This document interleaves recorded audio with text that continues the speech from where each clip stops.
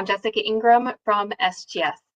In this session today, we'll be exploring the exciting collaboration between 44 West, Reefs, and SGS, showing how bold challenges and a shared commitment to sustainability can drive meaningful impact. I'm thrilled to be hosting this conversation because in a couple of weeks, I'll be reporting from La Gomera in the Canary Islands, where 44 West will set off in the world's toughest row. It's a race that will go across the Atlantic Ocean. So today, we're going to dive into the story behind 44 West, learn about Reef's mission to restore coral reefs, and discover how SGS is supporting the initiative. Our discussion will highlight the shared values of trust, performance, teamwork, and sustainability, and how bold initiatives can drive positive change for our planet. There's so much to talk about, but first, let's meet our guests. So first up, we have Matias Fernandez, former under-23 world champion rower and a member of the 44 West team. Welcome, Matias. Hi, Jessica. So cool to be here. Yeah, we're glad to have you. Next, we have Ulrika Frond, founder of Reefs, whose innovative coral restoration work is transforming degraded reef ecosystems. Welcome, Ulrika. Thanks so much for having me. And finally, we have João Rodrigues, head of Global Biosciences Center of Excellence at SGS. João, it's great to have you here. Hi, everyone. Really happy to be here today. Excellent. So to get us started, Matias, let's begin with you. The race across the Atlantic is known as the world's toughest row. For those who may not realize the scale of what you'll be undertaking, how would you describe what this journey demands, physically, mentally, but also as a team? Yeah, I think it's very difficult to say this already now because we still have it ahead of us. Sure. But it's going to take 1 month that we will be on the sea, completely unsupported on our own, and we will always be rowing in a 2-hour on, 2-hour off rhythm. So it's going to take a lot of perseverance, a lot of willpower to really get the most out of it. Because it's such a long time, we also really need to make sure that we as a team function on our best. Like we show up to all of our shifts on our best possible level. So what exactly that it will take, I can tell you after the race, but we have prepared a lot, as you said, mentally, physically, but also as a team. Absolutely, I can imagine. And I'll be excited to hear after the race, your debrief from how it was a month on the water. So João, after hearing what Matias is preparing for, it becomes clear that this isn't just a sports challenge.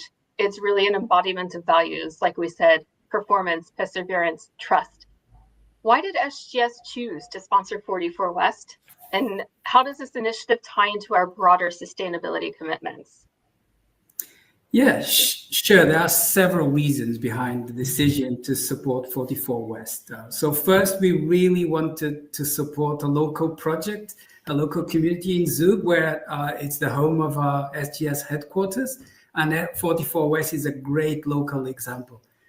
Second, the team's commitment in choosing to row the world's toughest race and the ambition to go for a world record really aligns with our values in terms of trust, teamwork, and performance. And these attributes are really key for champion teams.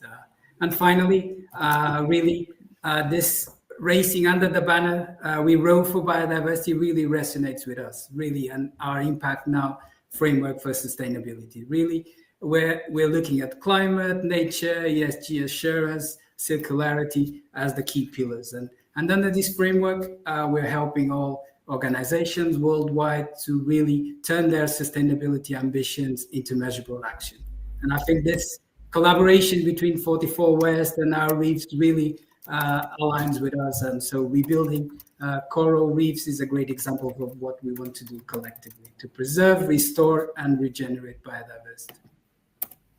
Great. And that's actually a good tie-in into my next question for Ulrika, who João, of course, just mentioned that 44 West is collaborating with Reefs, which is the organization I'm a part of. So can you tell us more about the heart of your mission, why restoring coral reefs is so urgent, and how your approach makes a difference? Thank you. First of all, it's been just amazing to start this project with Matthias and West, I think about 2 years ago. It's been a real journey since then in defining the collaboration and becoming friends. And yeah, just really glad to be here now, also involved with you guys. And we really founded Reefs. We're 4 female co-founders, and we founded Reefs in 2020 with a mission to help coral reefs survive the century. It's not going well for reefs, unfortunately. Some might have heard that they are the first climate tipping point, the first ecosystem to vanish if we're not careful. And this is obviously something that's, well, devastating for the world and also our global economy and insurability of coastlines, for example, but also a very personal thing close to the heart for me because I love biodiversity and I want to make it survive, you know. At the heart of what we do today, we've of course developed since 2020, is really that we offer a regeneration service that's holistic. We look at an area and ask what is missing. And most of the areas that we work in currently are missing habitat, are missing the home for all the organisms that belong with the reef and that make a reef function. So we rebuild that habitat with the system that you can see behind me, which is our reef habitat system that is able to bring back what corals usually take hundreds of years to build themselves. Oh, that's great. And I think I remember seeing a few pictures actually with the 44 West team holding up, I guess, the system that you're putting into the ocean. So, yeah, one of the modules, exactly. Absolutely, one of the modules. So take a look. Those of you who have tuned in, if you've not seen it, if you look back on our page, we have a few pictures on our LinkedIn page of that with 44 West there. And that ties me actually into the next question for you, Matthias. Or you could just describe how you've developed a friendship over the years. But I'm really curious to understand, what inspired your team to support reefs in the first place? Why coral reefs and why reefs in particular? Yeah, so it was actually also, it was a journey for us to find a cause that we can really stand behind. And for us, it was very important to give something back, to have the opportunity to give the ocean something back for the experiences we already had, but are still going to have. And we did not just want to have a charity or something that raises awareness. Like, awareness is very important, but we really wanted to create a measurable impact and to have also something that is science-backed. And that's how we found reefs. And yeah, then we first looked into coral reefs a bit and saw, they're really suffering, as Ulrike said. It's one of the ecosystems that is on the tipping point already now. And then I think the key parameter for us that really was, we want to work together with reefs is the team. Like Ulrike, Anna, Josie, and Marie, as she said, we really became friends and saw how driven and just how they approach this really made so much sense to us. And it's then was the last decision point for us that we want to work together with them. Yeah, absolutely. I think some of the things that really pointed out in my mind, and I really appreciate, the journey you went through into picking reefs to support. But 2 things come to mind, and we might see a little bit more of this a little later on in the conversation, but you're talking about, measurement and science-backed. And I think those are really important, and that's what ties in, to a lot of the work we do here at SGS as well. And that actually brings me to my next question, but is zooming out a little bit, and this is for João. So coral reefs support at least 25% of marine life, yet as we've been saying already, they're disappearing rapidly. So João, you're a biodiversity expert. Why should ocean biodiversity matter to businesses? And what risks and opportunities do you see emerging?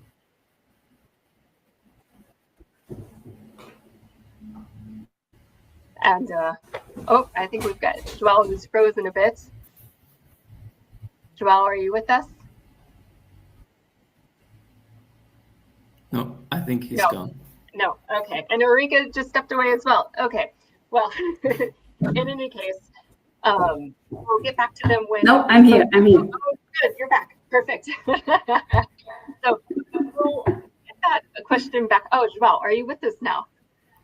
Yeah, I think I'm back. Perfect. Something happened. So Yeah, just no worries. crashed, yeah, as it should when you go live. Yeah. Absolutely. So yes, Glad I was going to start talking and then it crashed. But yeah, so definitely, as already mentioned, so ocean biodiversity is not just an environmental issue; it's really an economic one. And as already underpinned by Ulrika and Matthias, so healthy marine ecosystems are really behind a really healthy global supply chains, food security, and climate resilience. So, and coral reefs are really the basis for all that. They support local communities, fisheries, tourism, and provide coastal protection to many areas. And actually, they are behind billions and billions of euros or dollars of ecosystem services, as they are called technically. So actually, so when that declines, so when biodiversity in those spots declines, we face risks. So there's resource scarcity, disrupt operations, reputational damage also to companies who are operating on those locations. So all stakeholders, shareholders, regulators as well, and us as citizens, consumers really demand more sustainable operations. So and we at SGS are seeing also on the flip side that actually there are many opportunities in the blue economy sector. So we're working with a lot of startups, big companies on sustainable seafood, on marine biotechnology projects, based solutions worldwide. So really, really cool things happening. And I think companies that at the end invest in ocean health can unlock really sustainable innovation for the future, secure long-term resilience, and above all, meet also growing ESG regulations and expectations from everyone. So in short, ocean biodiversity is also a business imperative, not a distance concern for all. I see you're nodding your head in agreement. Yeah, yes, like everything you say. everything. Completely agree. So I'd like to understand now, like, João, where can SGS help with all of this? Oh yeah, so definitely through our Impact Now portfolio of services, we've looked into that quite deeply, and we can help business actually turn biodiversity commitments into measurable outcomes. So whether it's assessing marine-related risks, embed sustainability into your supply chain, or understanding opportunities in all this blue economy. So from our testing and inspection side, we can provide scientifically backed methodologies to measure and provide you trusted data. From our certification side, we can provide you the assurance that you need to lead responsibly and stay competitive. Great. Ulrika, I know you have a few, probably some tidbits to add to this as well, but I'd like to understand, João just highlighted why biodiversity isn't only a scientific concern, but also an economic and societal one. So from your work on the ground or even under the water, if we want to be really specific, what changes are you seeing in reef ecosystems? I mean, in general, in reef ecosystems, what I've seen over the last 20 years or so is not surprising, is decline wherever we look. That being said, that does change if you're visiting marine protected areas that have been protected for 10 to 15 years, then actually we do see an increase in life again, which is just so beautiful and tells us what we generate of capacity the ocean as such really has if you let it. But what we've seen specifically on our site, so barren sites that had lost their reefs in the past and that we've rebuilt, is probably the most striking one is the increase in fish biomass. Where across our sites, and those go from the Eastern Tropical Pacific, Caribbean, and into the Maldives and the Philippines, we have like between 3 to 10x increase in fish biomass after just 6 to 12 months. Wow, that's incredible. That just exemplifies how much habitat is missing, because fish, what they react to is they need space to hide, to sleep, to hunt, and to feed on. And if that's missing, they're not there, right? And then an important part of the reef is missing because a lot of those fish also eat algae, and these algae are often in competition with coral. So if we can increase the amount of the fish that eat the algae, we can also help the coral grow back. Also adding, of course, a surface that the coral can grow on. And Right. so we're obviously, as a second thing, we're measuring coral. How many new coral do we get after 6 months, after 12 months? Corals are actually animals. I have to mention this because it is not something that's very intuitive. One might think corals are rock or plant. They're animals, and they're putting larvae up in the water, so tiny floaty things about 1 millimeter in size. That's the offspring of the coral. And it's those tiny larvae that have to settle down, and it's those settlers of baby coral that we're measuring. So we're trying to understand how many new coral are settling on structures, and the results, again, have been tremendously positive and increasing every measuring period for about 4 years in the Caribbean and about 1.5 years in the Philippines. That's the size of the data that we have. Oh, that's really interesting. Thanks for sharing some of these examples of the areas you're working in and how you're measuring the impact of the work you're doing. João, back to you. I'd like to maybe hear of a recent SGS project where our teams helped a client make similarly measurable positive impact on biodiversity. Yeah, absolutely. I can probably describe 2 projects, one close to home, one further away, where we've been helping clients get measurable impact on their projects. So first, I'll probably go and talk about the project we've done in Indonesia with Bakatobi Dive Resource, where we're looking also at coral reefs, and we've invested quite a lot into getting the methodology right to be able to monitor coral reefs and the fish biomass on those sites. So we work with the team there to provide support to that coral reef restoration and preservation, and we provide rigorous biodiversity assessments and monitoring protocols, and also add on to that really cool citizen science initiatives also for divers visiting the site to be able to contribute as well. So really creating transparent, scientifically based ways, and very verifiable at the end to see what's happening and what are the results. Here, close to homes, and I think ties really well with what Eureka was saying, we worked with a local startup, Sea Forest, which is actually restoring kelp forest nearby in Cascais, in the bay here, near Lisbon, and they are providing really lively local ecosystems for food biomass to recover and really not only bring what we want, which is increased carbon, that location as a carbon sink, but above all, it'll be a really amazing biodiversity hotspot in a beautiful location. So I think those 2 projects highlight really well what SGS is all about, how we're helping our clients move beyond just commitments to really verifiable outcomes. So I think this is the basis. Turn restoration also into something that is measurable, and that at the end can unlock new financing opportunities for all. So without finance, we cannot also restore all these sites, and that's really the basis of all. That's very true. Thanks for sharing that. Matthias, let's go back to you for a minute. And back to the road that you're about to embark on. Your team is going to spend weeks in the middle of the Atlantic. As you mentioned earlier, rowing a ship 2 hours on, 2 hours off. Obviously, you'll be managing a lot of uncertainty and relying entirely on each other as a team. So really, what does teamwork look like when your survival depends on it?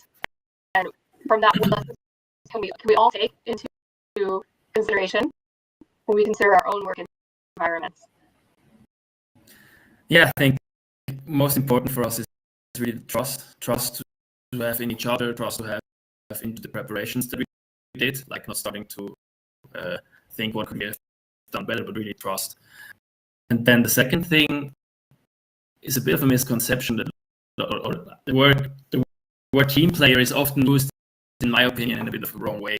So, or different than how we see it on the boat. Okay. For us, for us, a team player is really about showing up on your best possible way every 2 hours to your shift. So you actually start with yourself. You have to make sure that you are the best possible self to be the best team player. So as soon as you start lacking with doing your tasks, taking care of yourself, you're already hindering the team to reach the best performance. So for us, being a team player is really having its own things really perfectly done. And then if you then still have the capability to help out, you can do it. So that's the most important. But it's also because of the nature of our project. It's a race, but it's less about winning the race. But there's many different ways how you can lose the race. So maybe also a bit of an analogy to coral reef. We need to support the weakest as well, and kind of make sure that the weakest link in our ecosystem is not in danger. So these two parts. Absolutely. No, yeah, really. It's not, especially around the teamwork. It's not necessarily what you think when you think teamwork, but I think you're right on, and that it's important to take care of yourself, and that's where that mental preparation, I suppose, comes into play as well. And like you said, that's how you can best then show up for your teammate, by taking care of yourself as well. So I love that. As well, I think there are probably some things we can take away in our own way we collaborate and work together at SGS. So how do you see this idea of trust and shared responsibility and our context here in this very large organization that we work for? No, I was hearing Matthias, and I was really relating to what happens at the sport level and what happens at the corporate level. So I think really at the end, trust and shared responsibility need to be behind everything we do. Because we work in a really big multinational with projects happening worldwide, quite complex. We rely on each other.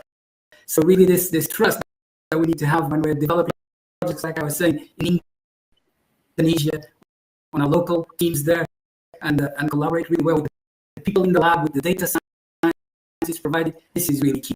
And I really love your insight, Matthias, and really talking about me and my team here. We are here in Lisbon, and the amazing team here. We completely align with all the things you described, Matthias, and really at the end we have a clear motto to deliver the best outstanding service, really in a really collaborative way. And I think that's also something that I wanted to highlight. All this trust, shared responsibility is what enables innovation to foster, collaboration to foster, and we do that a lot. We don't like to reinvent the wheel, so a lot of collaboration, a lot of projects with startups, a lot of projects with universities, with NGOs, and that's government as well. We managed to collaborate with those as well, and I think that also ties really well what sustainability is all about. All this is really complex, a lot of cross-disciplinary things come into play, and that's exactly where I think trust and shared responsibility is really at the heart. And so at the end, what we want is really, I guess, just to provide valuable data, deliver measurable impact to our clients. So that's what's fully aligned. Yeah. Goes back to the word measurable impact. Yeah. Love measurements here. Absolutely. So before we continue, I just to all of our audience who's tuning in, I just want to say a quick hello to anyone who might have joined us. We have quite a few comments. We have some users. Hello. Don't hesitate to put a few comments. Tell us where you're from as well. So just to remind anyone tuning in, today we're on SGS Live. Obviously, I know we're exploring an inspiring initiative that brings together 44 West, Reefs, and SGS, and a shared commitment, trust, teamwork, performance, and sustainability. So if you've joined us for a few minutes, I'm with Matthias from 44 West, Eureka from Reefs, and João from SGS, and they're all helping us unpack the story behind the collaboration that we share together. Just one more note before we get back into the interview. We will do a few Q&As at the end of the interview portion. So if you do have questions, you can leave it in the chat. All right. So Eureka, back to you. In your world, here we go. We're talking about performance and probably measurement again. Performance isn't about speed; it's about ecological recovery. And I know you've gone into this a little bit already, but can you just explain to us a little bit more how you measure success? Definitely. Measurement is very important to us as well. Measuring impact, same model. No, for sure, because we also report to the people that help support these regeneration initiatives, which are between corporations and individuals. And we do want to show them how this reef area is developing over the years. So our monitoring scheme is every 6 months on every single one of our regeneration areas, of which there are currently 5. And then we go in, we work with divers. It's still the most reliable source of information. So we work with transects. We essentially have them swim across the area multiple times, counting both fish. That's expert taxonomists that count them. We count every single species. We count invertebrates, visible invertebrates. So everything that's kind of crawling, hiding inside the bricks. Sea urchins, for example, sea cucumbers, etc. Clams. And then we have a team go in at night and visually from photographs under UV light, count the corals. The corals look like some green. It looks really beautiful when you shine a blue or UV light on them at night. They shine back at you in bright fluorescent green, and that makes them really easy to find in contrast. So those are the most important ones, invertebrates and coral. And then, of course, we do general checkups on integrity of the habitat. Are there any breakages, anything like that? Have there been sand shifts? So is the environment somehow changing overall? And we, of course, note any big stuff that we see that transits through, like sharks or turtles, etc. And the most remarkable side really has been in the center. You're anticipating my next question. I would like to get down to some specifics. You mentioned, I think you said you had exactly. Working on, right? Yeah. So I want to know, do you have one site where you've seen already a real kind of success return on biodiversity? I think that's maybe where you're headed. I mean, we've been positively surprised by all the sites. Okay.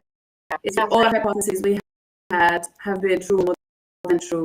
I'm putting a little bracket on our reef in San Andres in the Colombian Caribbean, because that has been built with our old system, which we've improved since. But then in all the new, and that's still thriving as well.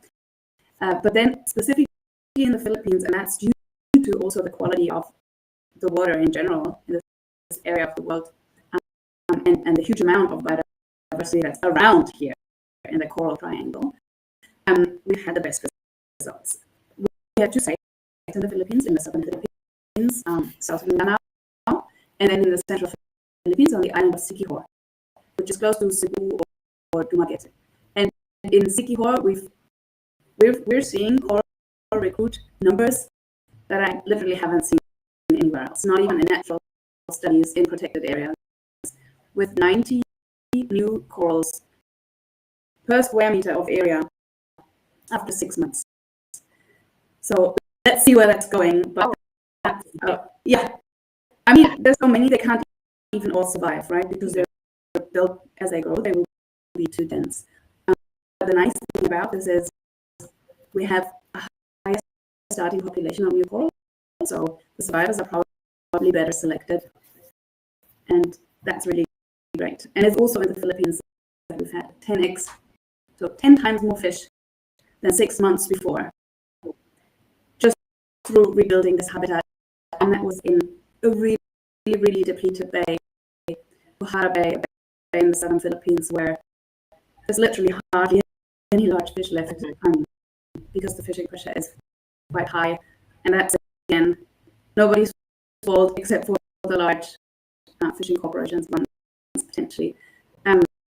but it's just beautiful to be able to also work with the government to then protect this regenerated area so that it is not being fished. This is one aspect of our work that's taken a lot of time, and it's very complex because it's politics and policy, but it's an integral part of our work in every part of the world. That's incredible, and it sounds like the work you're doing really is making a positive impact. So keep it. I mean, we all together work for the collaboration. We keep it going forward, right? You're now in it with us. Absolutely, we have to do part of it as well. Matthias, performance for you means endurance, resilience, consistency. Over thousands of kilometers that you'll be rowing. Going into the preparation, how do you and your team prepare just to be able to maintain your peak performance during such an extreme challenge? I know you talked about mentally before, but are there other areas on how you prepare to really, I guess, perform? Yeah, I think it is very similar as well as Ulrike said. You build a reef. You start with one way of doing it, and we improve until you are kind of perfectioning it. And this was the same with us. During the training, we went on the sea many times. We spent several weeks already on the water, and every time we iterated and improved processes. So now for us, the race is really about just checking boxes, making sure that we execute the plan that we have, and keep, of course, some part of adaptability, because there will be things we couldn't plan ahead. So I think it's this combination of just executing your plan, but being flexible enough. And also, I think then there's again trust that comes in. Like, do you trust yourself and the team that if there's something we did not prepare for, that we can handle it? So yeah, it's this combination of how much you can control versus stuff that you cannot. I like it. Yeah, trust, agility as well. I think you can prepare for that, but you also need to be a bit flexible because there will be a lot of unknown that comes, and you need to adapt quickly. Again, that's what it ties back to trust, is you're with your teammates who you trust fully, right? So all a circle, it seems. One more question now for Joel. Going back to trust. Trust is the foundation of your work with clients and partners. So in sustainability projects, this is, the trust is built on transparency. And again, like we said many times already today, measurable results. So do you have an example where trust with a client was essential to driving real impact? Great question.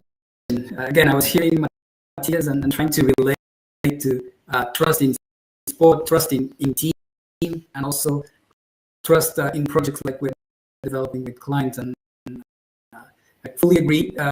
Absolutely critical trust to be able to develop comprehensive sustainability project with our clients. And not just because, as I was saying before, the projects are complex in general, but because also, and I think that's something that we haven't discussed here today, is that sometimes we're working with quite sensitive data as well. And companies, governments, sometimes they can feel that they are exposed somehow. And when we're starting to gather all this environmental data, operational data, so really what we typically do is really collaborative work and a big collaborative effort to make sure the approach is always sound, that it is informed by the best methods, and actually informs the best choices after. So it's really shared responsibility with all stakeholders happening here. So I shared already some examples of private work that we've done, so I'll probably focus now on a government example. And typically when we work with governments, we work in things like marine protected areas to gather the data. Also, earlier with her work. So that's the typical work we've been doing. Mostly we are hired to help increase the data behind, to support those choices, because at the end it's a choice. Should we protect here or there? So you need to gather all the evidence there. And so I'll just choose one marine example that we're really proud of. We were invited to join the Selvagens 50 expedition, so to one of the most pristine marine areas in the Atlantic near the Madeira Island in Portugal. So it's been going on 50 years, this marine protected area. Probably the longest one in Europe or near, almost near that. So from day one, to be able to be present, we prioritize trust and transparency. So we share methods, findings openly with all the partners involved. And that means universities, government, NGOs that were present. And really there we introduced environmental DNA as a tool in that project for the first time, because there was not have been before environmental DNA used. So we used water samples, air samples, vegetation samples also on the island. So really non-invasive techniques that allowed us to gather data at an unprecedented scale. And really, I think, brought also confidence, accuracy to everything that we gathered. And really, that's already been now fully published. And above all, it's now the basis of what we expect now to be long-term monitoring programs for that area, so that we can really then go back year after year and see how things are progressing or not. So I think this is a great example of trust, transparency, and also, again, measurable results with our clients. Yeah, great. Thanks. So I think now we're going to go to a few audience questions. I think we've got a few that have shown up in chat. So we have one from Lori. Question for Matthias. 2 hours on and 2 hours off sleep schedule is intense. Does your crew practice any techniques to help fall to sleep quicker given the short time frame you have? Yeah, actually, we do have some breathing techniques that help us to just relax a bit faster. But we only use them the first 2 to 3 days. After that, you're so tired, you fall asleep very fast. It's rather like, then it switches, like how can you wake up after 2 hours very fast and kind of get into this attack mode again. Yeah. But there again, it's breathing. I think breathing is a super powerful tool to control our mental state. Excellent. Thanks a lot. Next question. Oh, this is maybe this is more of a comment from an environmental consultant. So an important note on coral reefs in our region, as I follow this inspiring live session. Thanks a lot. I'd like to highlight that the coral reefs in the Red Sea and the Gulf of Aden are facing increasing pressures due to climate change and coastal activities. They're in urgent need of science-based restoration and rehabilitation efforts similar to the innovative work led by what Ulrika does with reefs. And supporting such initiatives is a direct investment in biodiversity, sustainability, and in protecting coastal fishing communities. Yeah, I mean, I think this is really, exactly the same sentiment that we were discussing earlier. Do Joao or Ulrika, do either of you have a comment to this very important comment that was made? Yes, I mean, first of all, thank you. Yeah, totally agree. And thank you for chiming in and mentioning this, especially because the Red Sea has, for a long time, and to some extent still is, seen as a bit of a safe haven from global warming for corals, because the corals in the Red Sea are much more resilient to temperatures because they've been growing at much higher temperatures. So they can even take a larger increase in percent of what they used to. That being said, they're also not looking good in many parts of the Red Sea. So in a way, the situation is more dire than some of us hoped. And the Red Sea is beginning to need help.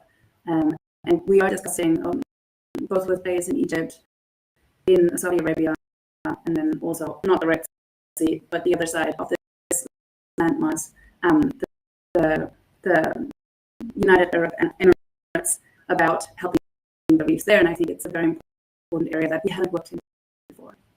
Any door openers are always welcome, of course. You're welcome to get directly in touch with me if you want, if you have an idea on how to collaborate. Absolutely. We can maybe tag your LinkedIn profile on that comment, so yeah, so they can get in touch. Definitely.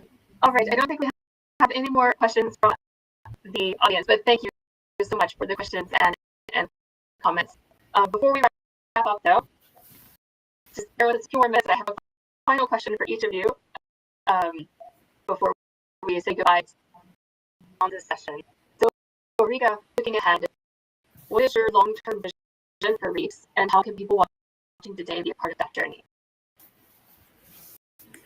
We really want to get into a state, we want Reefs, the company, our team, to get into a state where we are so scalable that we can work at kilometers of a coastline at a time. Specifically, why I'm mentioning coastlines is that if we manage to rebuild coastal barriers, if you will, erosion barriers to the coastline that are so direly needed, we can do that by just rebuilding the natural reefs with all their biodiversity instead of putting concrete breakwaters or other concrete barriers that don't sustain very much life. That is something that I really, really hope for we get to that stage, both in terms of operational capacity, but also in terms of the willingness of governments to say maybe put a little premium out if you're restoring a reef while you're trying to repair your coastline. That's really what I'd hope for. We're aiming for the first hectare-sized projects by 2027, and then scaling up from there. Excellent. And we put the Reefs website on the screen, and we'll put it in the comments as well if anybody wants to explore this topic any further. So João, for you, many organizations are eager to act on sustainability but don't know where to start. What's your advice here? Good. So my advice is actually quite simple. Start now. Talk to SGS, talk with us, talk with the guys here, talk with Eureka. So really, neither individuals, companies, governments can afford to wait. So climate and biodiversity are deeply interconnected, as we all know now. Science is clear, and delaying action actually only amplifies the risks that you're going to face. So we need to really hold this biodiversity loss that we talked a lot today here. So to ensure that we all have a livable planet for the future, for future generations, and above all, to ensure that businesses like ours and many others can continue also to thrive, because without nature and with unforeseen nature risks, we'll all be facing a lot of disruption. So we don't want that. So in a nutshell, really turn your ambitions into measurable actions, and start by, in our case, as SGS and my team, we like to also always start to understand the impact on nature, set clear baselines, define science-based targets, and start measuring, and understanding it really well, and embed this really deeply into your strategy. So that's the only way things can progress. So really get credible data and transparent reporting, and SGS is here to help. That's the only message I can pass. So. There you go. And so if you are ready to take João's advice and start now, feel free to reach out to João or sgs.com, where you can leave a comment. We'll get your message to the right people. Okay, Matthias, we're going to end with you. Before you set off across the Atlantic, what's the final milestone in your preparation? So what's going to happen between now and the start line, which is only 2 weeks away? Yes, so the boat actually has arrived yesterday in La Gomera. All our material is safe and sound there. There's a few compliance checks that we still have ahead, so that we are allowed to start from the race organizers, and a few kind of checks where they also test our knowledge that we are really fit for the journey. Other than that, I think it's what we spoken so much before about trust, like getting into this mental state, slowing down. Like we now have 2 weeks where we don't work anymore, where we can really focus 100% on what's ahead and getting into this perfect mental state. And then it's just about executing. Absolutely. Well, best of luck in the final countdown. And I will actually see you in La Gomera, so I'm looking forward to it. Yeah, me too. Excellent. Well, we've had a really good discussion today.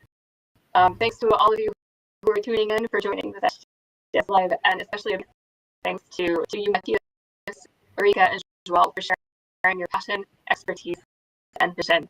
If you want to get involved or follow the latest updates for 44 West as they cross the Atlantic, you can check out the links that we'll be posting in the comments. And of course, you're welcome to keep the comments going as well.